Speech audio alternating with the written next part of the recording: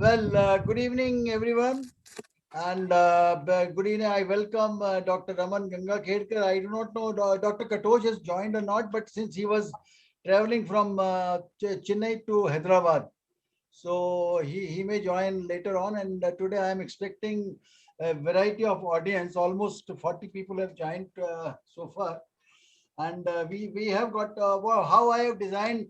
First of all, let me welcome everyone. Am I audible Yes, properly? yes, sir. Yes, sir.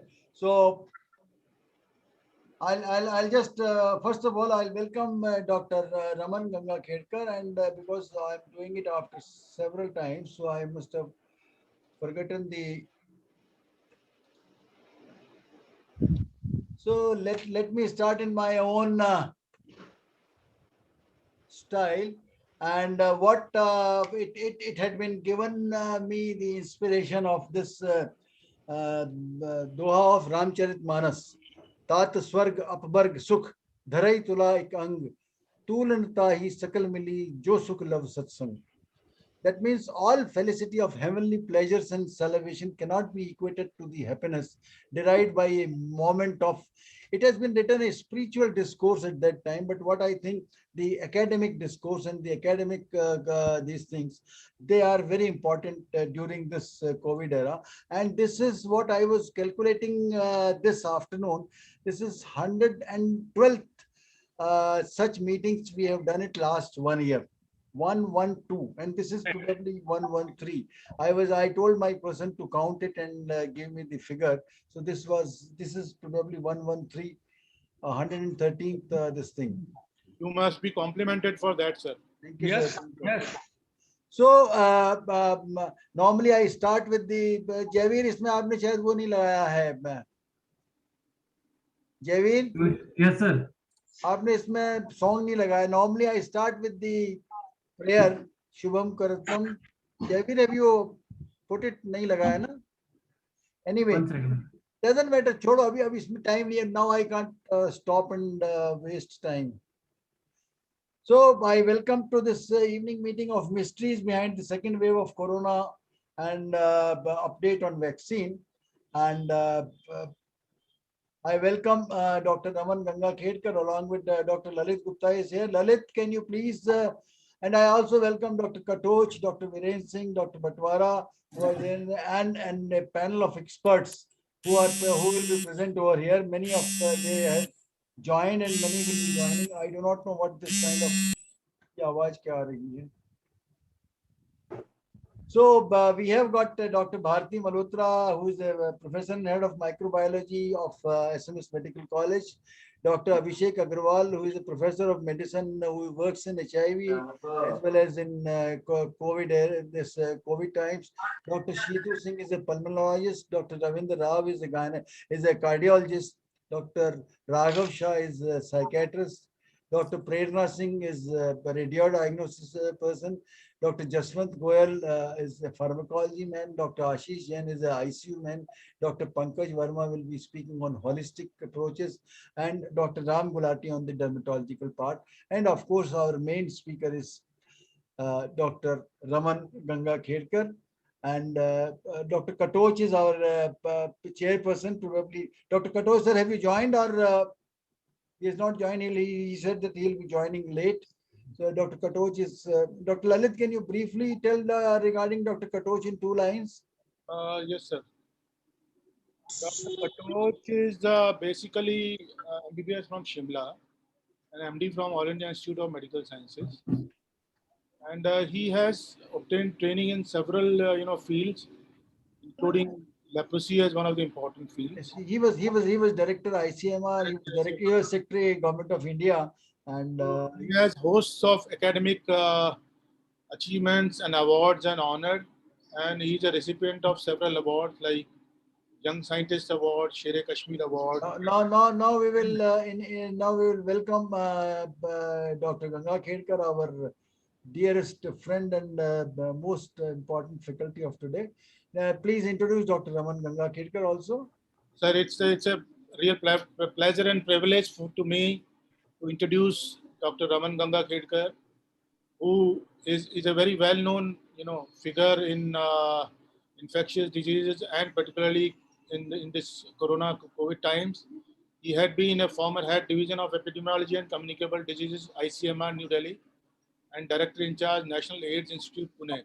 Currently, as we were discussing, he is currently based at Pune. He is a Padma Shri awardee, a very prestigious award that he has received to his full credit. And as a head of ECD, he has managed recent outbreaks of several infectious viral disorders like Nipah, Zika, and COVID-19 currently. He has also been working immensely in the field of HIV medicine and other associated infectious diseases. And he has even been a member of many prestigious international committees on different facets of HIV disease, including those constituted by ACT, G, WHO, UNICEF, UNAIDS.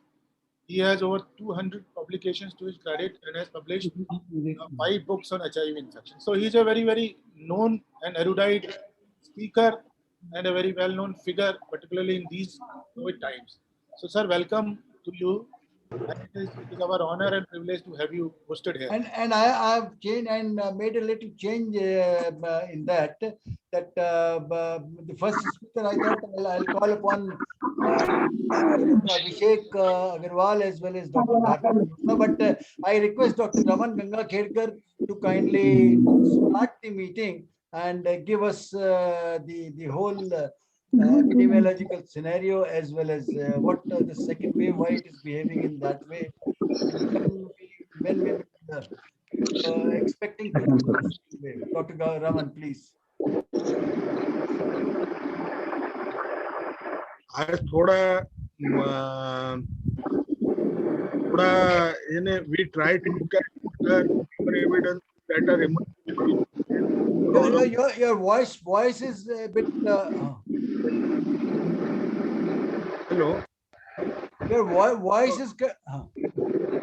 This is not at my end. If everybody mutes their.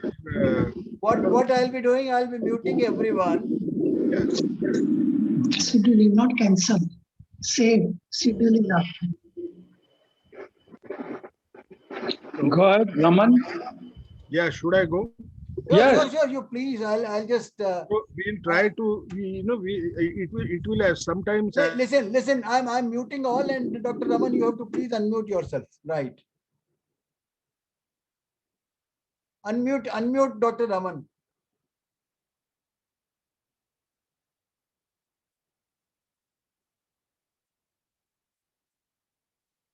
Dr. Raman, you have to unmute yourself.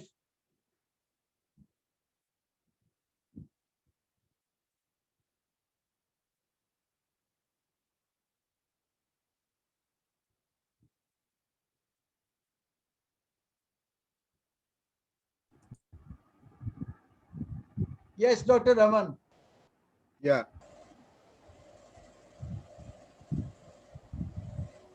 Please. Now, I must admit that sometimes when we look at those evidences, it must not sound as a coherent kind of story that we generally are used to telling when we do that. But let's try and look at some of the aspects which are emerging new and which may have some implications on all of us. Now, one thing which all of us know, that if you look at those top 10 countries, today we are at the top when it comes to COVID-19 and the second wave that we are facing currently. And the green line that you are seeing actually represents us. And this particular line can perhaps increase dramatically high enough beyond what other countries have done. Where is India today? You look at the peak that we had achieved in the first wave, and you look at the second wave and where it has reached, and we are still searching for the peak. Peak is still not there. Peak may take some more time to come in. You look at the daily deaths that are occurring, they are also showing a sharp increase. Compare that with the first wave.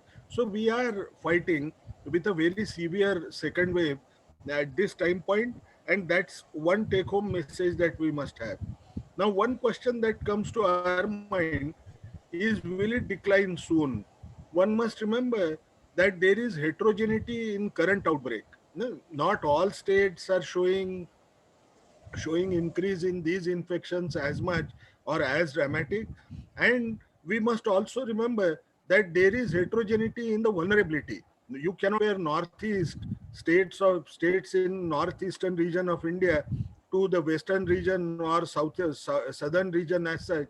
All of us know that part. Number of cases that are detected also tends to depend on the overall testing capacity that we have. I do not think we will be able to surpass capacity for RT-PCR beyond 20 lakh tests per day. And therefore, you get differences in capacity, access to testing. You find that each place, each state or a district would have different access to these testing, and additionally acceptance of these tests would also vary. So it will essentially be telling us more about those issues that surround around decline. Now, what could be the best indicators given the limitations that we have? What we should see as one of the best indicators that would emerge in a given region, because I don't think it would be possible to speak in terms of national wave at this point in time. But if I have to look at, let's say, a district, or let's say a place, I should look at the best indicators, that is proportion of hospital beds that are available, decline in test positivity rate, and decline in then will be about 7 days moving average between cases. Generally, no, the issue that tends to come up, how long would this second wave last? Generally, it takes about 4 months time to start declining, but this can be also lesser. No, that's the reason why predictions are extremely difficult to be made, because the governments could go for restrictive calibrated lockdowns, so essentially that can reduce the exposure that the population could have. There could be differences in adherence to COVID appropriate behavior in different parts of the country. A rapid rollout of vaccines in prioritized population and in 18 to 45 years age group can play a major role. And that's something which we have to remember. Now, whenever it declines, let's say we assume that in our area, wherever we are staying, it may start declining sometime in 4 months after the initiation of the wave.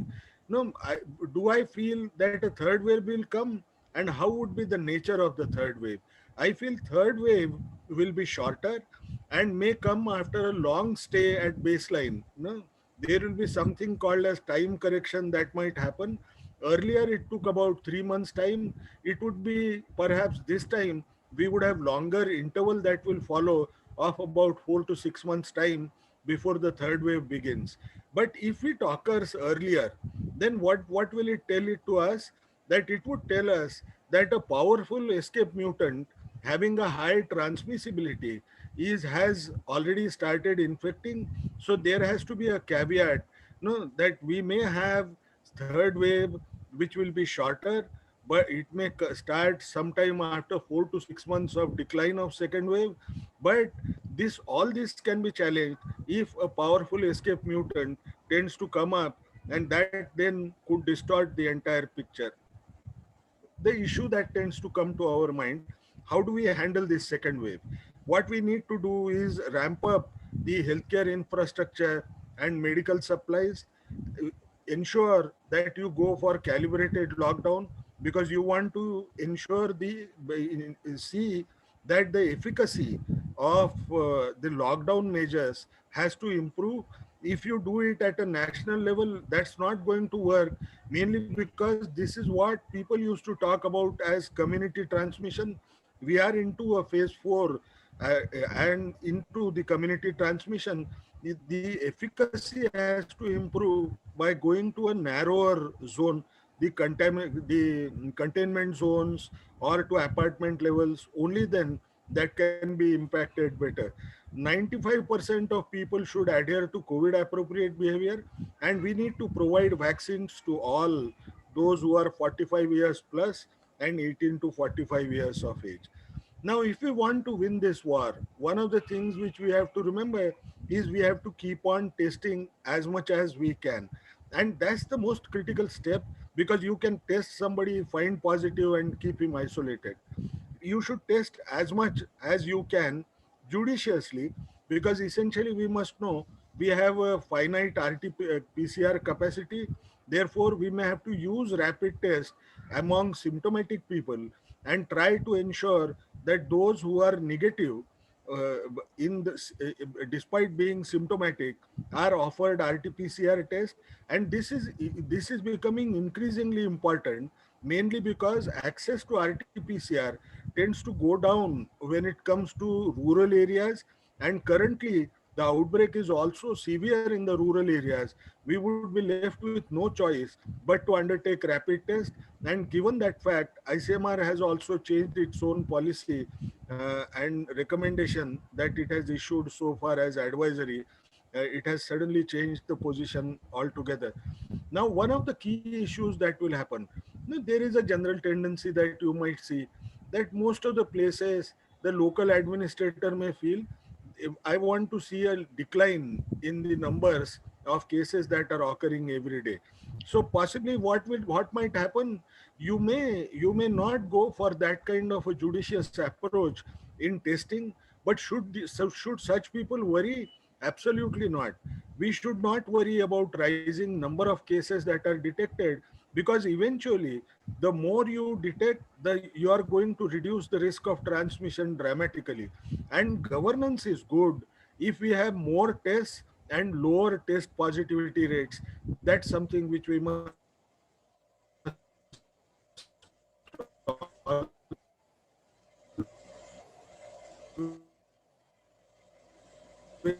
remember and keep at the back of mind. Now, at RT-PCR evidence at this point in time to that, perhaps not. It is not significant enough, or it is yet to be published by anybody. Anecdotes really don't mean much. We must remember that 2 genes out of 3 must come out as positive when it comes to RT-PCR. Now, even if the variants are coming, these variants are still in a stage where they don't affect the diagnostic tests at this point in time, wherever we are thinking about. Why are these tests coming negative? That is mainly because they are comparing this issue mostly with CT scans that they do, and they find that somebody has his CT scan shows pneumonitis, but RT-PCR had shown it to be negative. We must remember that RT-PCR has 50 to 71% sensitivity. It continues to remain a gold standard.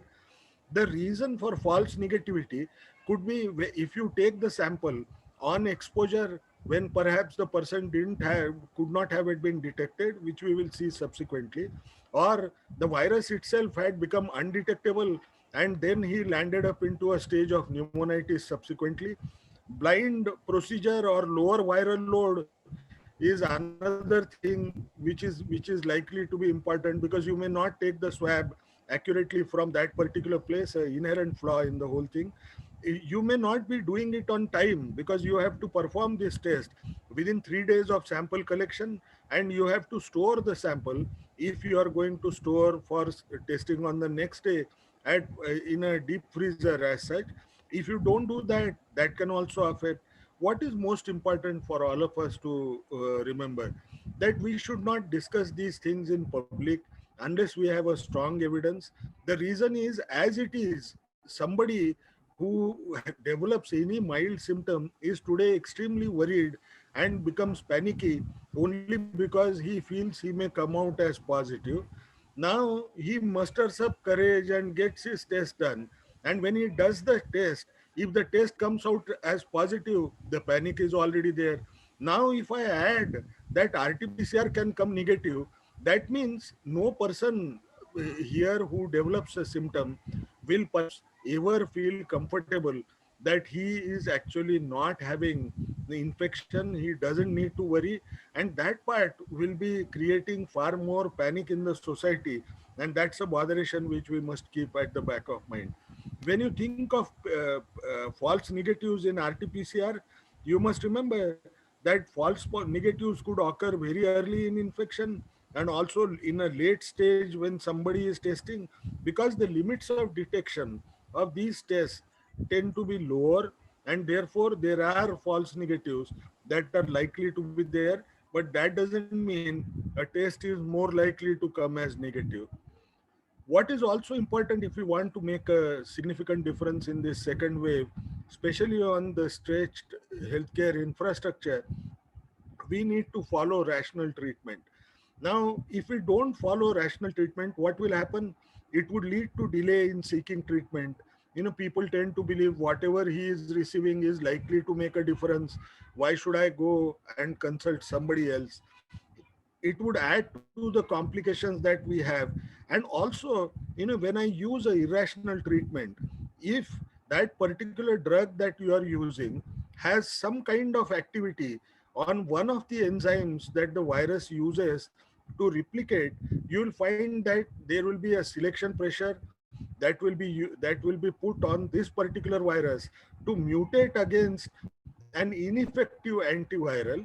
And this could also happen in case of immune system, and we will try and see subsequently what issues could come around, especially related to the immune response, if you use one of the strategies as such.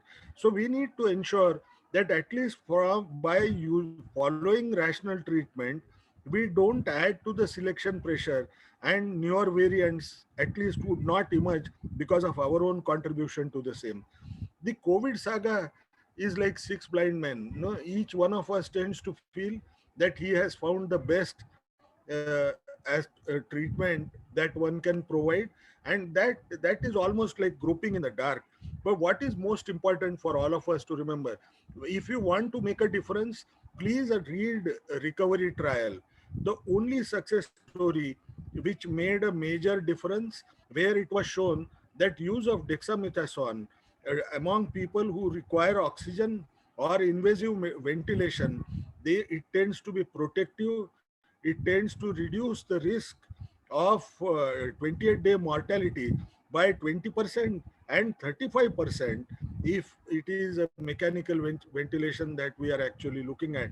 But if you actually provide steroids to begin with, right at the time when somebody doesn't need or is found as infected, which is becoming a very common practice which must be avoided, is you will find that it may increase viral replication, it will unmask other infections because you are providing steroids. Adverse impact on diabetics and hypertensives is also important for one to recognize. And it adds one more newer syndrome that is increasingly getting recognized. The incidence of mucormycosis is increasing, and that can pose immense challenges. The person may survive, but eventually handling mucormycosis, he may carry the sequelae over a period of time. When it comes to ivermectin, another drug which is favored by people to use, one must remember that the quantity of drug that you require to actually work against this virus is 100 times the human dose that we have been using in the past. A retrospective study perhaps showed that one dose of 200 microgram per kg and repeating it at 7 days reduced mortality by 73%. But if you actually look at the biases in these retrospective studies, one becomes very uncomfortable using ivermectin. And what is important is there were no RCTs when people started using it. If you actually look at making one line statement, there is no robust evidence currently for its use. One of the recent RCTs on ivermectin, which has been published very recently, about a week back or about a month back, no, what they observed was mild cases do not respond to provision of ivermectin. And here, if you actually see, this is a randomized control trial. Ivermectin was used at a very high dose of 300 microgram per kg for 5 days, whereas what you find essentially people using 12 milligram tablet here, which perhaps is still lower compared to 300 micrograms. They try to go closer to the higher rates that could be observed, but they found that there is no significant difference in medium time to resolve the symptoms. Headache was a very common finding among these people. And what is most important, that we know that some of these studies could not be conducted over a long period of time, but at least this study tends to tell you that since most of the participants were younger patients, these findings are generalizable to younger patients not having comorbidity, we must at least try to avoid using ivermectin among those who are younger and those who don't have comorbidity. That's something which we can take home as one of the messages. Hydroxychloroquine and azithromycin, there is no clinical benefit. There is no evidence to suggest that we can actually use it. The only way which you look around and try to see the trials that are conducted or studies that are conducted for the same are completely controversial, and we should avoid doing that. When it comes to favipiravir, this is a drug which is RDRP inhibitor. RDRP is an enzyme that you require for replication in this particular virus. Now, what will happen if you look at the meta-analysis that has been done so far? No trial has shown a clinical benefit or radiologic improvement as such. If you actually look at even one of the studies that was done by Glenmark itself, no, umiferovir and favipiravir, the two drugs, because favipiravir did not produce the impact that one desired at that juncture. There was no difference even if you use two drugs. These two drugs tend to work on RDRP. And why am I worried about this? Because if you are going to attack with a weaker drug on one of the enzymes, you are almost ensuring that virus will try to mutate against them, and then a variant may come which will pose challenges in subsequent treatments, because there would be mutants which will resist even different antivirals that you may use in future. Now, if you look at what is actually happening, no, initially the entire picture is because of virus that enters in the body, and then what happens is a dysregulated immune response, and cytokine storm tends to follow after 7 to 10 days among certain patients.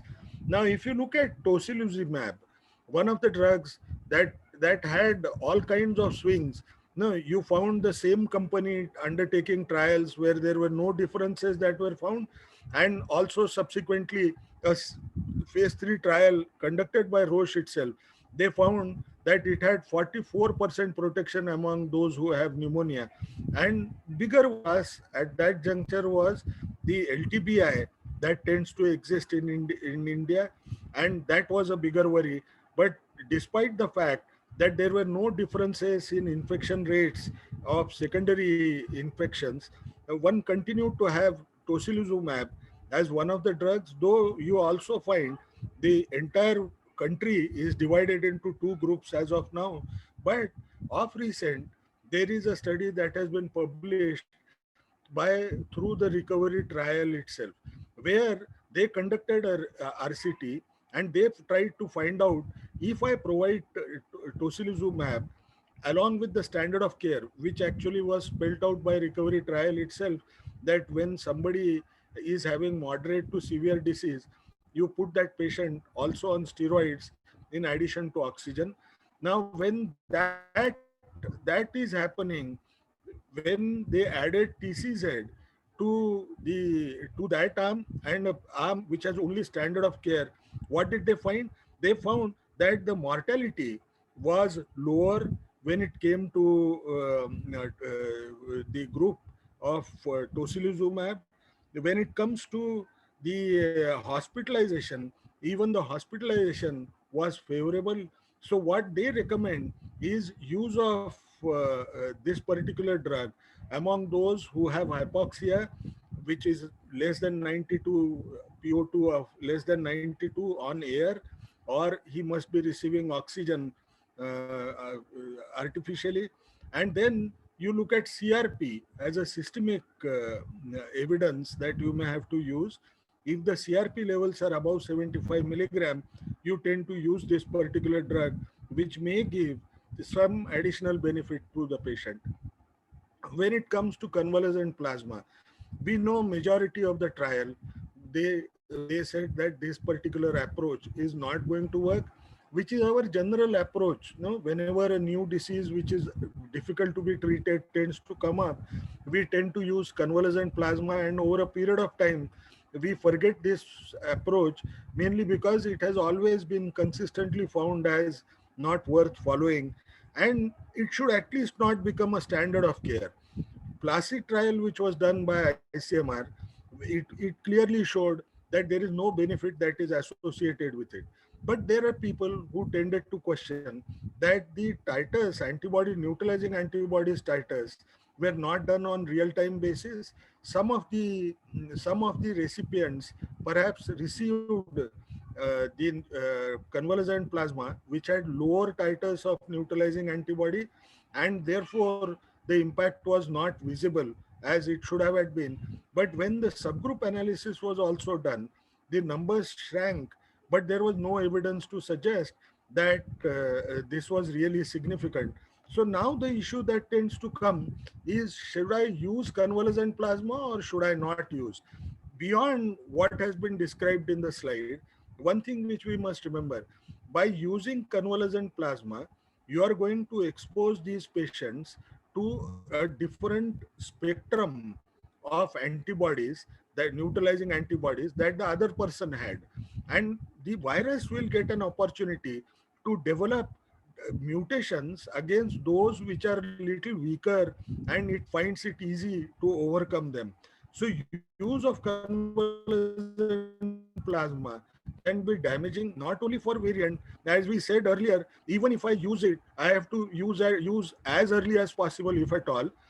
We must remember that all those monoclonal antibodies which work just like convalescent plasma, it's perhaps far more precise. There are 4 different monoclonal antibodies that have been detected, but you want to start those monoclonal antibodies very early in the infection. Why are we worried about this? One of the reasons is convalescent plasma's use is being done as the last measure in many cases. You tend to find that the patient's relatives struggle to get convalescent plasma, pay huge amount, and some of them who cannot bring it will carry the scar because the person is already into moderate severe disease, and they feel, as a son, I failed in my duty, I could not get that convalescent plasma. But does he know that convalescent plasma is of very little value when the infection has progressed far ahead? So one thing which we must do is we should have a prudent approach to use this convalescent plasma. If you look at even NIH guidelines, you will find that there is insufficient data to say one either approve or say against it. But a high titer plasma should not be used among those. Even if I look at the titers of the convalescent plasma, it should not be used in patients who have severe disease. The severity of the disease is not because of the virus, but it is because of the cytokine storm. It is because of dysregulated immune response, and that we must keep at the back of mind. One issue which we must clearly speak with everybody, that is no proven regimen for chemoprophylaxis, and that must go minds that people should not unnecessarily misuse these drugs. What is most important? Management of chronic morbidity. These folks suffered the most in the beginning. Perhaps by July, we came to know that these are the best principles which we can use in management as such. One issue which we must also remember, that so far we were always thinking that asymptomatic individual will not have post-COVID syndrome. But now there are evidences that are coming up which tend to say that COVID infection tends to have a lasting impact on different organs and can produce variety of diseases because of this COVID infection subsequently. Even if one was asymptomatic, the risk of acute ischemic stroke, it tends to increase by 2 folds, which is very high among those who were 50 years up. So therefore, post-COVID is also becoming an important issue. But what we still don't know about that is whether post-COVID syndrome persists beyond 6 months. How does it impact health or quality of life in the long run? Will it be common in younger persons is something which we do not know. And these questions have some implications over a period of time as to what would happen because of this COVID second wave, which is infecting large proportion of our population. But one fact which we must always remember, that there is no robust evidence to suggest that we can use antifibrotic agents in patients who have post-COVID lung fibrosis, because it is still not found, there is no robust evidence that it can make a difference. We must also remember that the cost of these drugs is extremely high, and we need to take a calculated call as to whether we should be spending money in that direction when the effects are not very well documented. Now, when it comes to certain issues, no, we banked on what we call as herd immunity.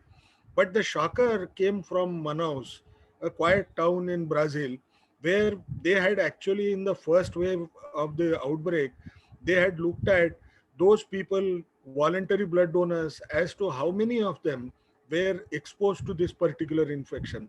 They, close to about three-fourths of them were found to have the antibodies that were generated against COVID in the first wave itself.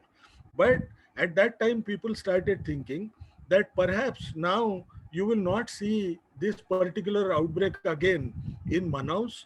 And what was surprising was when the second wave started there, they found it went up quickly and high enough, despite the fact that earlier three-fourths of the people were actually exposed to this infection. When they tried to look into it, they found there were mutants that were present at that juncture. No, you look at B 1.1.7, you look at B1 3.51, you have P1, which is a Brazilian variant. And what is important is even they had E484K. The variation which you are seeing in India is E484Q. And these are escape mutants, and therefore, you tend to have lower ability, even if it is natural infection or a vaccine that you provide, lower ability to actually suppress this particular infection on exposure and don't acquire this infection. Why do these escape mutants develop?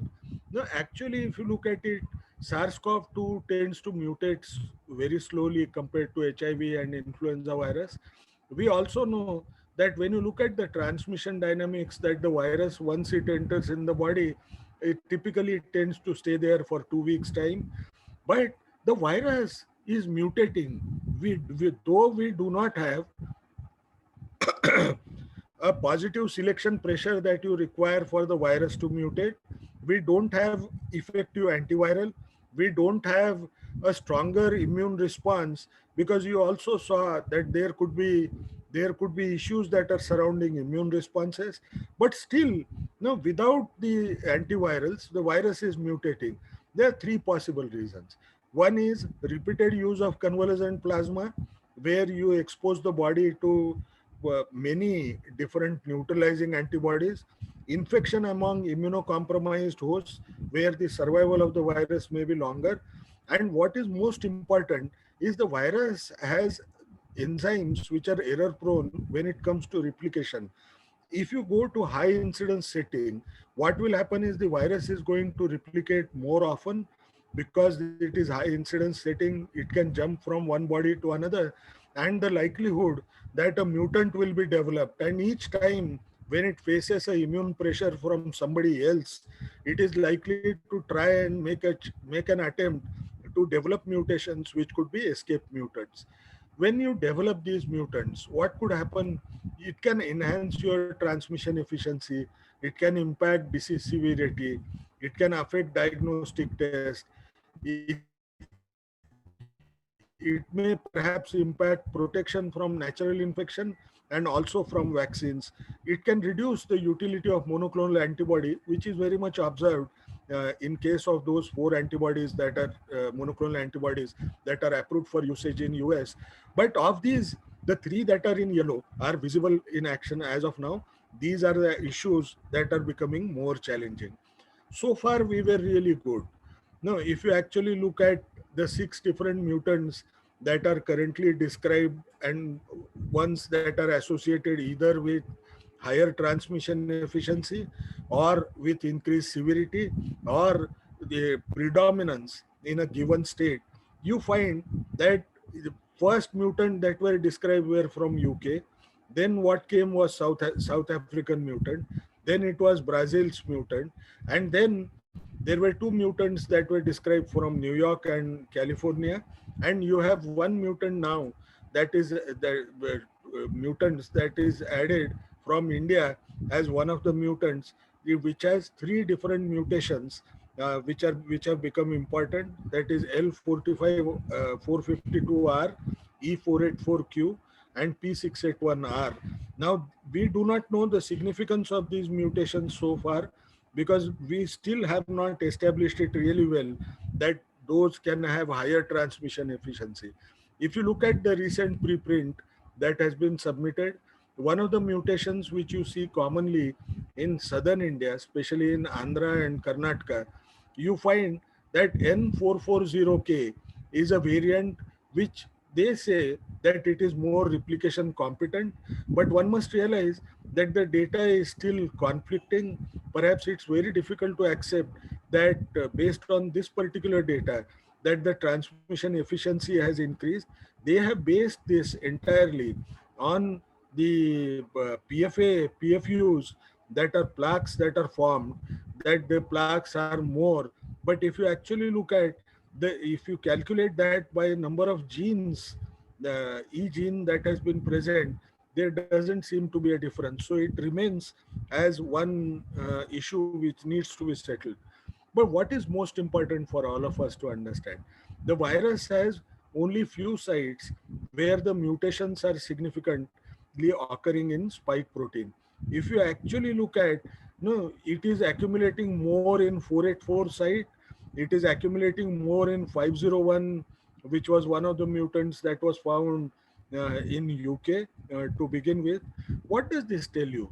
That perhaps the more challenges you will throw to this virus, you will find the mutations may increase in only these few sites where it is happening, because they have more potential to actually mutate rather than anything else. Second thing which we have to understand, there was a concept of herd immunity that we talked about. When we talk of herd immunity, what is likely to happen? No, one must remember that today I might look at herd immunity by looking at the antibody titers.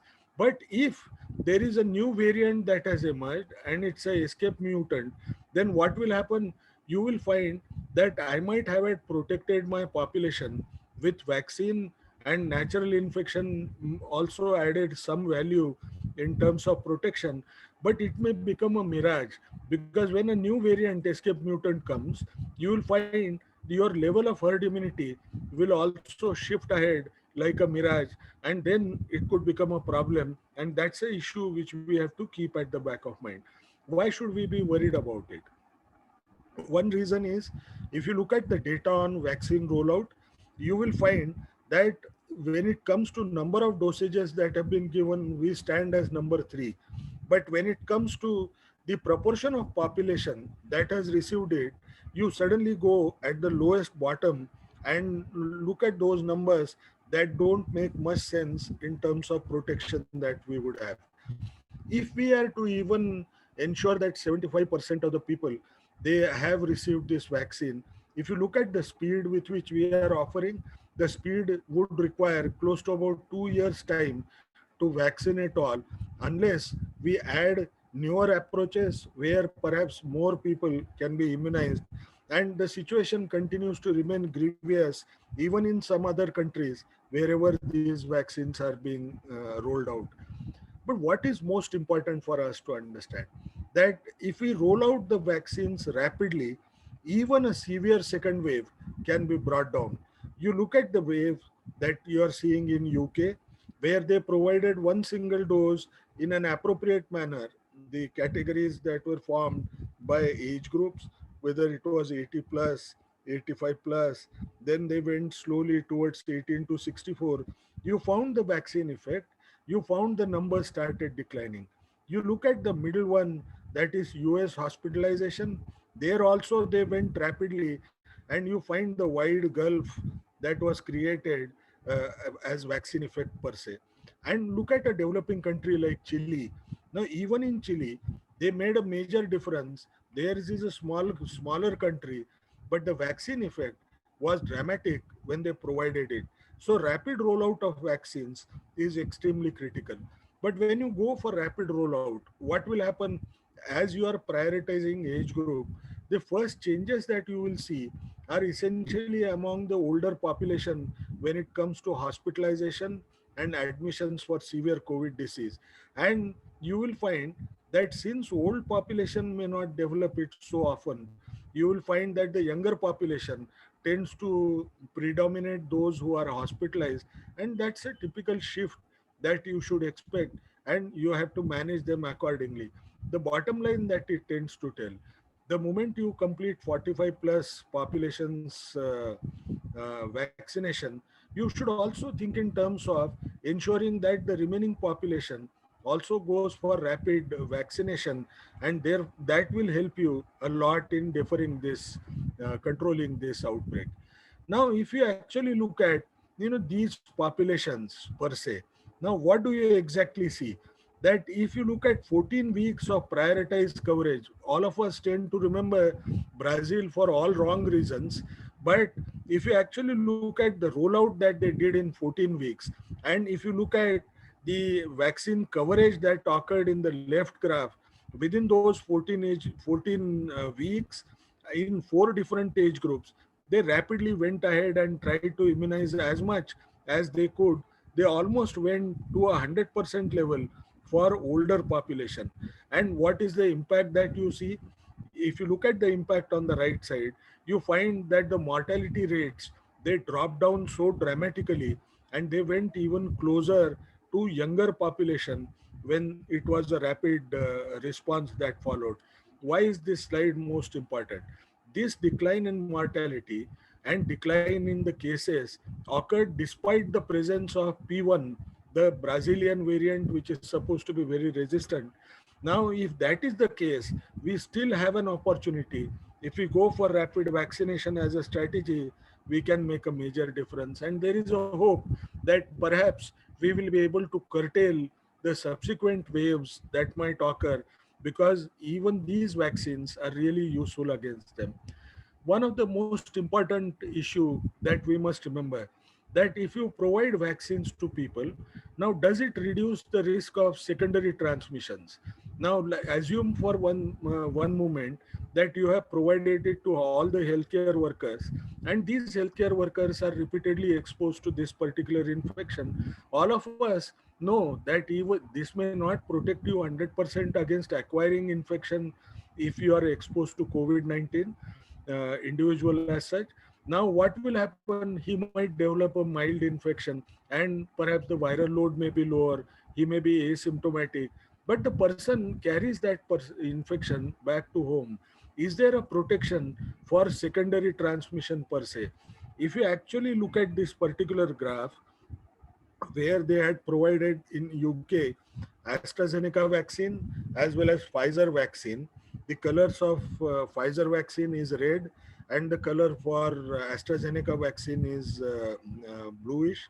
Now, what happens is, from the right side, which is right after giving the vaccine, they are calculating it by number of days. And as you shift to the left, you find that after 2 months, there is a 50% reduction in secondary transmission in households. Now, which essentially means that if you immunize one person who's exposed repeatedly to this particular infection, you will also have an additional benefit, that there would be a risk reduction that would be also occurring in the households, which would mean the control would become little easier compared to what we had been thinking initially. Now, most often we tend to read about efficacy of a vaccine. Now, we tend to get enamored by the terms of 90%, 95%. But is it actually true efficacy? Perhaps not. No, one thing which we have to understand is this efficacy may not remain the same over a period of time, mainly because there is a decline in infection that is observed. So there could be a variable risk and the figures that we hear in interim analysis may change. So which is the best way to know which vaccine is better?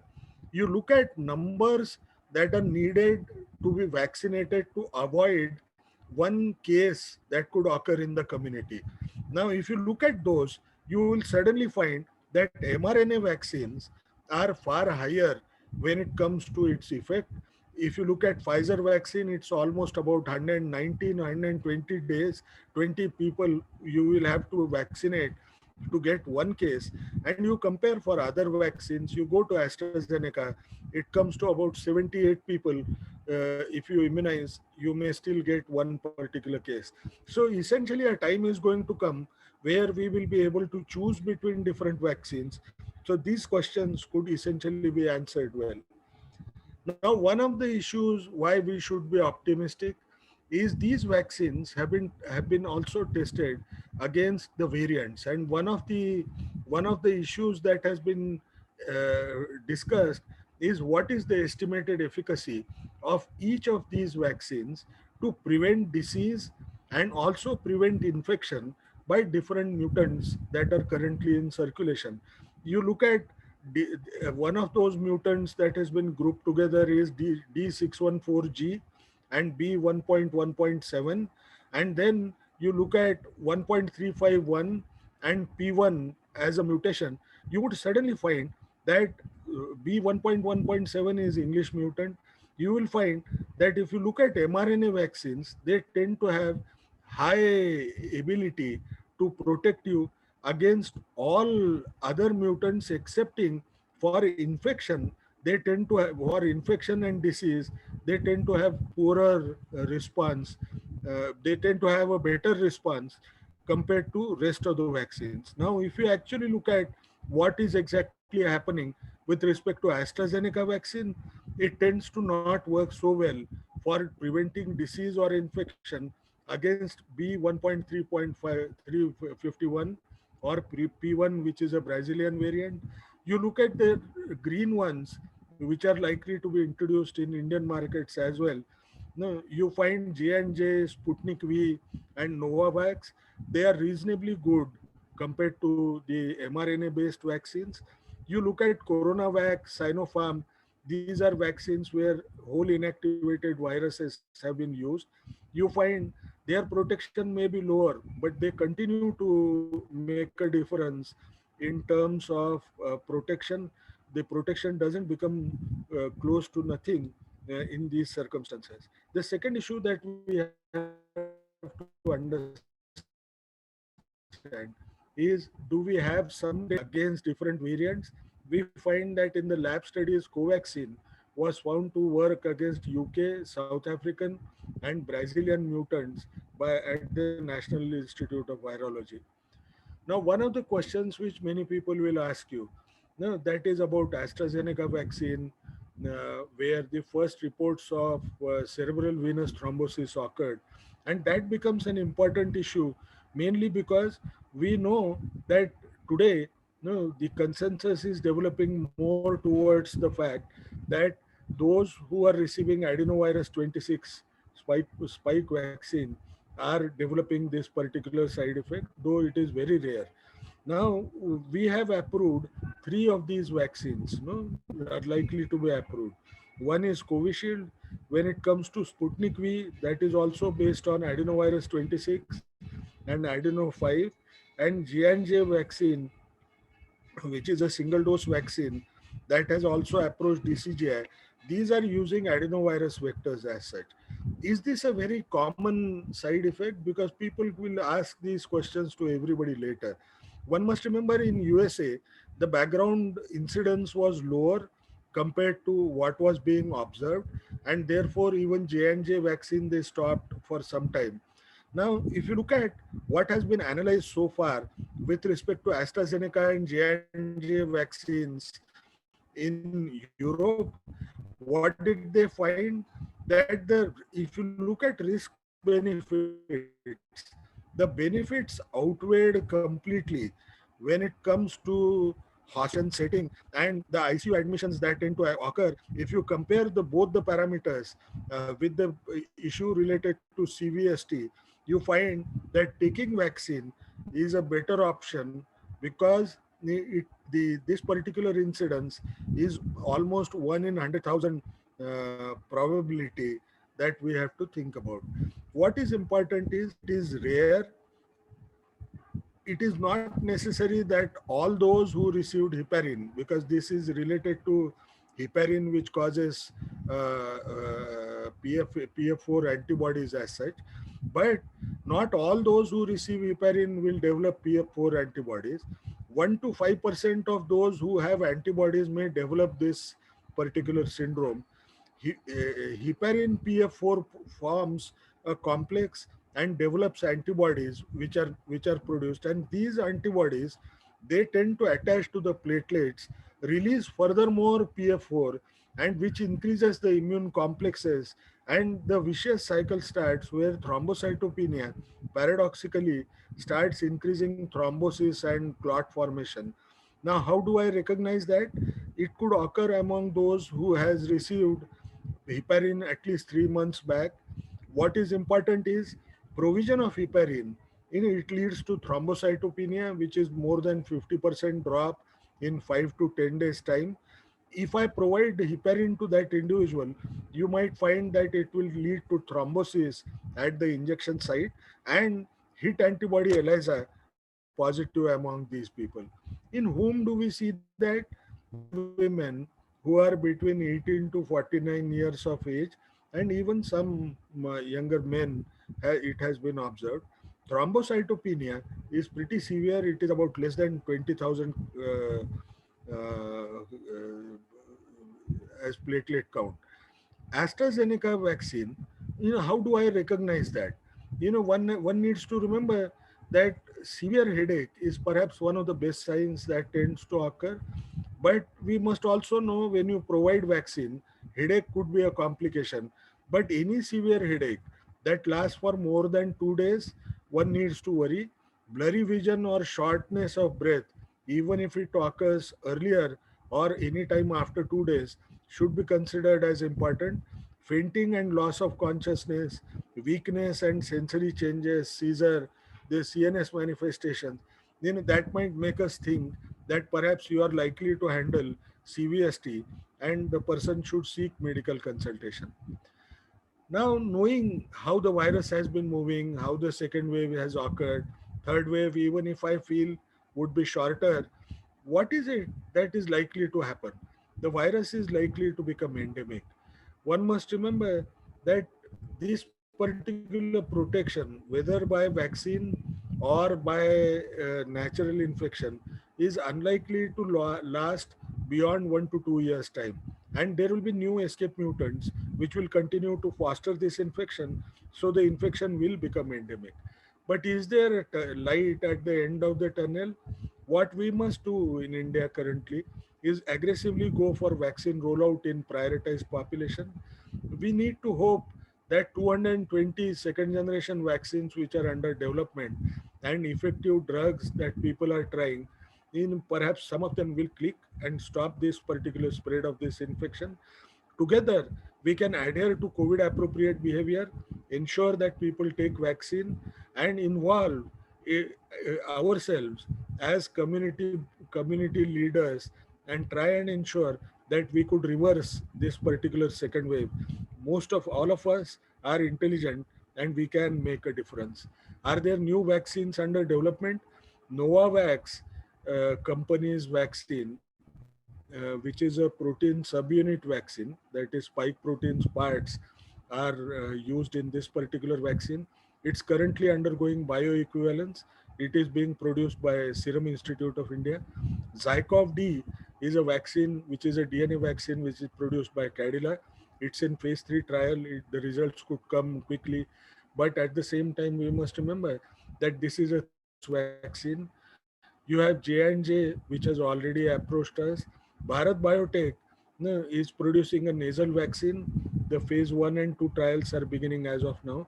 And there is one Premas Biotech which is also producing oral vaccine and has approached DCGI. So what these vaccines will do will be perhaps far better when it comes to nasal route or oral route, because when you provide vaccines through nasal or oral route, what happens is the serum the secretory IgA responses tend to come up, which are organism specific, so virus specific, and therefore they will be in a better position to prevent the risk of acquiring this infection and not only affect the severity of the disease or death as an outcome.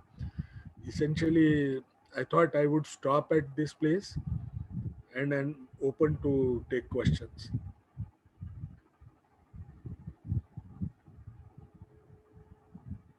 Thanks a lot, Dr. Gangakhedkar. It is indeed a very. I thought that if you are ready, if you are here for some time, I'll take up the other presentations, which will. Sir एक request करूं क्या? Please. मुझे छोड़ दो ना sir जल्दी. अच्छा चलो चलिए सर, मैं आपके क्वेश्चंस सर वो ले लेता हूँ. I understand your I know your problem, but thank you very much. And it was a excellent presentation and well attended by almost more than 150 people all over India. And I'll take up few questions. Lalit, are you there? Lalit, would you take the questions, or let me take up the questions? Because of, first of all, are pregnant women have higher risk for COVID infections? Pregnant women don't have higher risk of acquiring this infection. I think that risk is equal. The only issue is, does physiological immune suppression that occur, does it really matter? Perhaps it doesn't appear so, because the virus is so rapidly transmitting. Even if there was a small reduction in immunosuppression, it will not add too much of attributable factors for pregnant women to acquire. And is that vaccine is safe in pregnant women and lactating mothers? No, vaccine has not been tested in pregnant women, mainly because that's a sensitive area. The women are considered as pregnant women are considered as vulnerable subjects. But there is an antenatal registry called as VSafe, which is developed, where every woman who was found to be pregnant or was pregnant and took the vaccine, the data on pregnancy outcomes is collected.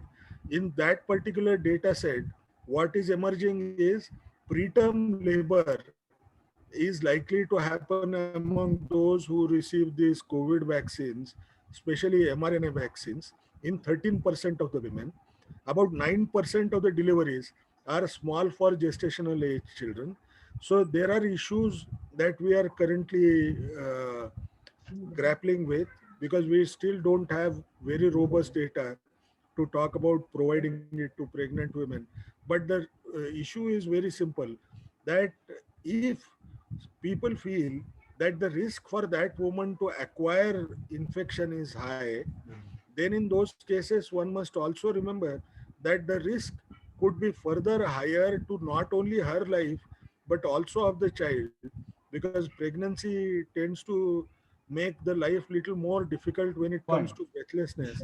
So one may take a call and provide the vaccine to her. Dr. Gangakhedkar, what I've observed in our hospital, that in the second wave, the number of the patient who acquired the corona is more, and the maternal death and the fetal death are more common now as compared to the previous one. So regarding the vaccinations, some CDC in their guidelines that we can give if they can protect the maternal infections and as well as the fetal outcome also. I agree with you. I think that decision has to be individualized based on local epidemiology. Yeah. If the infection is occurring as commonly, it is better to take the risk, because the benefits outweigh the small risk of preterm labor and having a small for gestational age baby. And also then fetal death is also more common nowadays. We have observed intrauterine death also nowadays. The mother is hypoxic and more ventilation and more requirement in this second waves as compared we observed in the last year in 2020. This time we observe the maternal death also increasing, the fetal death is also increasing. That's why I'm asking about the vaccination. Should we And give on the- the top of it, the fear has increased a lot in the sense. What happens? There is a lot of question that if one takes another vaccine, Covishield, and the second dose goes to Covaxin or something like that. Is it? And people have got it done accidentally. I know few people. I know one person at least, and nothing happened. So what is your take on that? Yeah, I think that, see, basically it would be ideal to take two dosages of vaccine from the same True. manufacturer. Right. Now, what might happen eventually is you may use different platforms in the process if you take a second dose from some other source. Why would they become important? They could potentially become important if you are likely to require a booster dose, which could be a third dose of a vaccine, because there is a variant. Now, there, if you have received the same adenovirus, no, let's assume it was Covishield. Right. Now, I cannot use the adenovirus 26, the chimpanzee's adenovirus, because if the platform remains the same, I would have those antibodies already there in my body, and they will not allow successful immunization when I give a booster. Now, therefore, I would rather recommend that it would be good to stick to the same vaccine dosages. True. Though this is not to say that there will be not be options for the booster dose, but given the circumstances in which we are living as of now, we see difficulties in procuring vaccine from the same manufacturer. Perhaps the situation may not be very different tomorrow. So it is ideal to stick to Shall we this recommend? vaccine. Shall we take your help in to talk to Adar Poonawala for that, since you are in Pune? And he, आधार पुणे वाला sir, मैं तो छोटा आदमी हूँ. बड़े बड़े लोग बात करने को मुश्किल जा रहा है. all right. How about antiplatelet drugs in elderly patient who recovered from COVID? What is your take? Giving it to somebody who had COVID.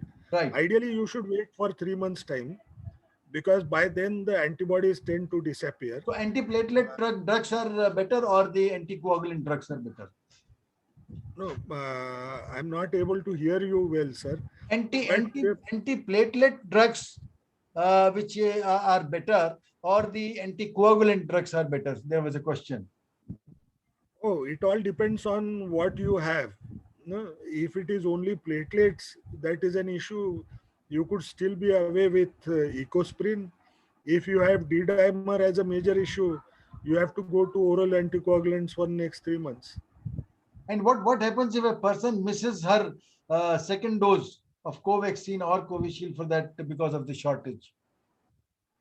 Yeah, I think it is that's a new hypothetical situation which we are facing as of now. There is no data beyond 12 weeks for AstraZeneca's Covishield. We don't know enough about Covaxin, whether taking it longer at an infrequent interval, would it be really useful? And But will there be third booster dose really? Do you think that we are heading towards that?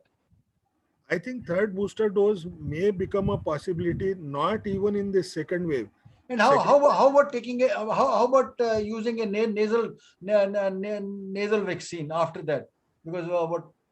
Sir, that let that product be found as effective. If it becomes effective, I think that's going to be a very good solution, whether it is nasal Because or you oral said that vaccine. people are not going to get reinfected with that nasal route. That's right. Right. So thank you. And there are a lot of appreciations which Yeah, I'll after keep the on record. vaccine, Huh? after the first dose, if the patient is infected, Huh. what about the second dose? Yes. Many people get infected after the first dose of the vaccine.